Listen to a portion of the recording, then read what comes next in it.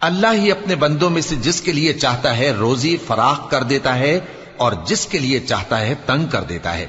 بے شک اللہ ہر چیز سے واقف ہے۔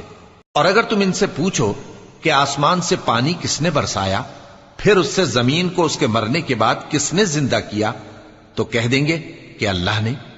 کہہ دو کہ اللہ کا شکر ہے، لیکن ان میں اکثر نہیں سمجھتے۔ اور یہ دنیا کی زندگی تو صرف کھیل اور تماشا ہے، اور ہمیشہ کی زندگی کا مقام تو آخرت کا گھر ہے۔